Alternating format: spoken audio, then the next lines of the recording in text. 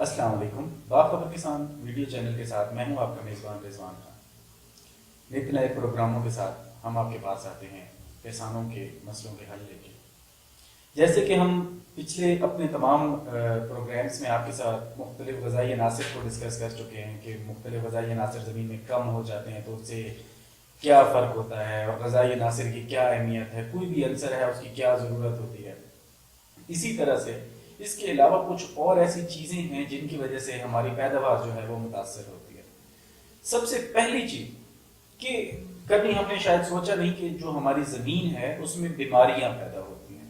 اچھا، اب بیماریاں کس قسم کی ہوتی ہیں، ہماری زمین کیسے بیمار ہوتی ہے، اس چیز کو میں تھوڑا سا آگے لے کے چلوں گا کہ بیمار زمین کیا ہوتی ہے۔ ضروری نہیں ہے کہ اس کے اندر کوئی کیڑے ہو تو وہ بیمار ہو، کیڑے ایک الگ چیز ہے۔ اس کے علاوہ ہماری جو زمینیں ہیں اس میں تھور اور کلر اور ان چیزوں کی بیماری ہوتی ہے، جس کو ہم پھر آگے ڈیوائڈ کر لیتے ہیں، تقسیم کر لیتے ہیں کہ یہ سفید کلر اور یہ کالا کلر ہے۔ یہ ہم اپنی پہچان کے لیے کہہ دیتے ہیں کہ یہ جو زمین ہے یہ کالے کلر والی ہے، یہ سفید کلر والی ہے۔ اس میں اب اس کی کیا نقصانات ہیں، اس کا تدارک کیوں ضروری ہے۔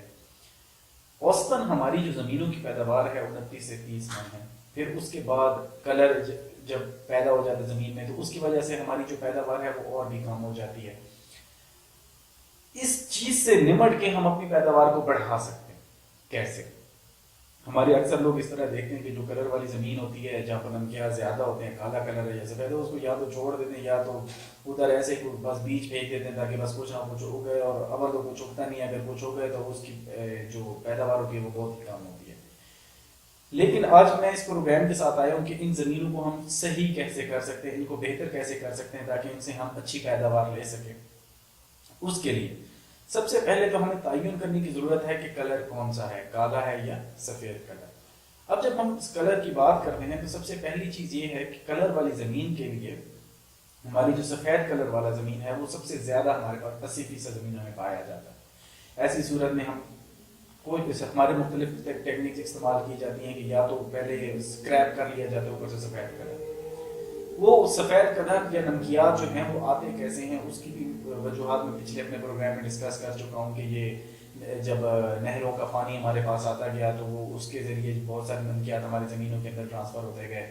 اس کے علاوہ زمینیں کے اندر جب آپ پانی لگاتے ہیں یہ کھلی رہ جاتی ہیں، دھوپ لگتی ہے، پانی اڑ جاتا ہے، نمکیات پیچھے رہ جاتے ہیں، تو اس طرح سے یہ نمکیات کو وہ سکریپ کر کے لوگ ہٹا دیتے ہیں۔ اس کے علاوہ ایک طریقہ جو سب سے بہتر ہے، جو اس کا پرماننٹ علاج ہے، وہ کچھ یوں ہے کہ سب سے پہلے ہم کیا کرتے ہیں کہ 2/3 حصہ جپسم لیتے ہیں، کل مقدار جو ہم نے اس میں ڈالی اس کا 2/3 حصہ جپسم ہم لیتے ہیں، گہرا حل چلا کے پہلے ہم جپسم ڈالیں گے، اس کے اوپر گہرا حل چلائیں گے اور سہا کر دیں گے۔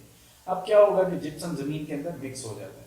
اب اس کے اوپر 1/3 حصہ جو باقی بچ گیا وہ دھوڑ دینا ہے، ہمیں اس کے اوپر چھٹا کر دینا ہے۔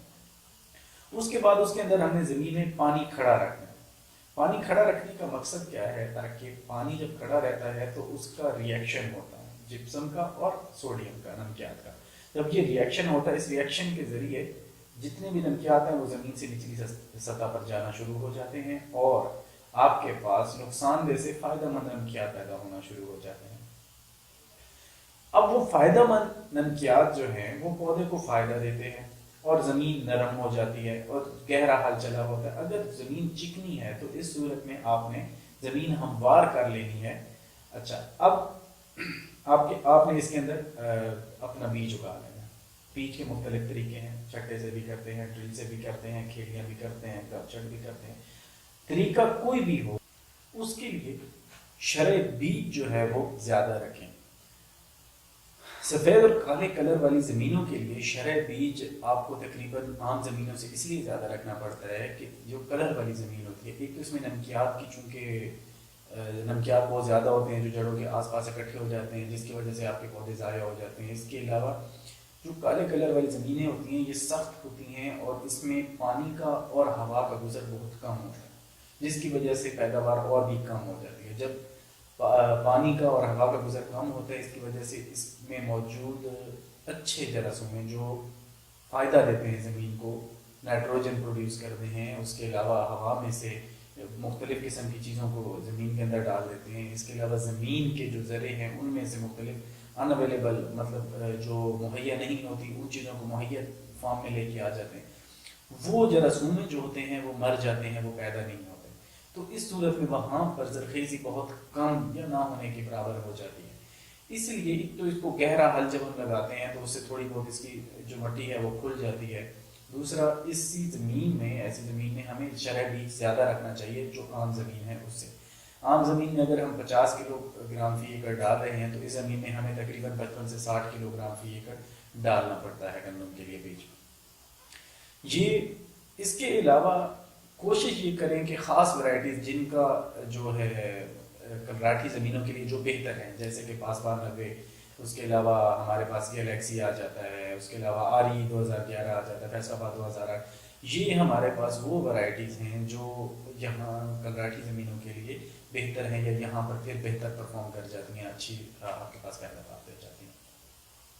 یہ وہ کچھ چیزیں ہیں جن کو اگر ہم مائنڈ میں رکھیں. اس کے علاوہ اس کے بعد آ جاتی ہے ہماری آپاشی. آپاشی ہم نے کیا کرنا ہے؟ آپاشی کے لیے جو کلر والا رقبہ ہوتا ہے، نمکیات والا رقبہ ہوتا ہے، سفید کلر جس میں زیادہ آپ کے پاس نمکیات ہیں، وہاں پر کوشش کریں کہ پہلے کاشت سے کچھ عرصہ پہلے ہی گہرا ہل چلا کر اس کے اندر پانی کھڑا رہنے دیں تاکہ نمکیات اس کے ساتھ مکس ہوں اور وہ جڑ کی سطح سے نیچے چلے جائیں. اب جب آپ اس میں بیج اگائیں گے تو وہ تھوڑا سا بہتر ہوگا دے گا.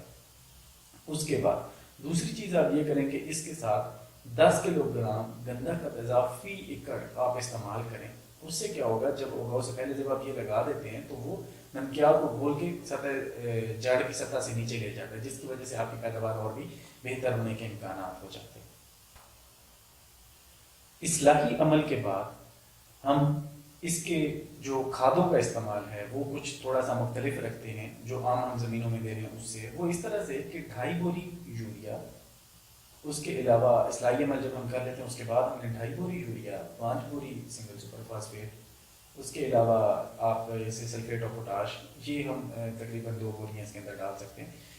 یہ جو کھادیں ہیں اس میں پوٹاش کی کھاد اور جو آپ کے پاس یوریا کی کھاد ہے، یوریا کی تقریباً آدھی سے کم مقدار جو ہے، آدھی سے کم آدھی سے کم مقدار تقریباً آپ نے شروع میں، جبکہ پوٹاش کی ساری مقدار جو ہے وہ بھی شروع میں یہ ہم ڈال دیتے ہیں. اور باقی جو یوریا ہے وہ پہلے اور دوسرے پانی کے ساتھ ساتھ تھوڑی تھوڑی کر کے ہم لگاتے رہتے ہیں تاکہ ہمارا فصل کا اگاؤ جو ہے وہ بہتر ہو.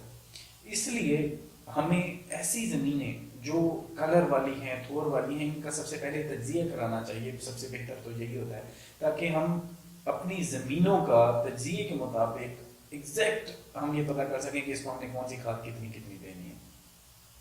ان تمام چیزوں کو مد نظر رکھ کے ہم اپنی کلر والی زمینوں کو بہتر کر سکتے ہیں. اس کے علاوہ فارم یارڈ مینیور کا استعمال ہے، پہلے جیسے کہ اپنے پچھلے پروگرام میں بتا گیا ہوں کہ وہ بھی ہم ڈالیں تو اس سے بھی ہماری زمینوں کی حالت اور بہتر ہو جاتی ہے. یہ وہ کچھ عوامل ہیں جن کو ہم اگر اپنے ذہن نشین کر لیں یا ہم اپنے ساتھ لے کر چلیں تو ہماری فصلوں کی پیداوار بہتر ہو سکتی ہے، کلراٹھی زمینوں کو ہم بہتر بنا سکتے ہیں اور وقت کے ساتھ ساتھ یہ انشاءاللہ اتنی بہتر ہو جاتی ہیں کہ ہم اس کے اندر باقی فصلیں بھی اگا سکتے ہیں. ان تمام چیزوں کو دیکھیے گا. جہاں پر آپ کو دوبارہ میری کسی بھی قسم کی مدد کی ضرورت ہو یا کچھ اور پوچھنا چاہتے ہوں، ایسی صورت میں آپ ہمارے ہیلپ لائن نمبر 030303000000 آپ کی اسکرین پہ نظر آ رہا ہے. اس کے علاوہ ہماری موبائل ایپ باخبر کسان پلے اسٹور سے آپ ڈاؤن لوڈ کر سکتے ہیں. جبکہ آپ مجھے ذاتی طور پہ رابطہ کرنے کے لیے میرا ای میل ایڈریس rizwan.khan@switchsolutions.com.pk پر بھی رابطہ کر سکتے ہیں. یہ وہ تمام چیزیں تھیں جو آج میں نے ڈسکس کرنی تھی آپ سے تاکہ آپ اپنی کلر والی زمینوں کو بہتر بنا سکیں. آپ کے سوالات کے ساتھ اور نیک خواہشات کے ساتھ انشاءاللہ اگلے پروگرام میں پھر حاضر ہوں گا. تب تک کے لیے اللہ نے کے بعد.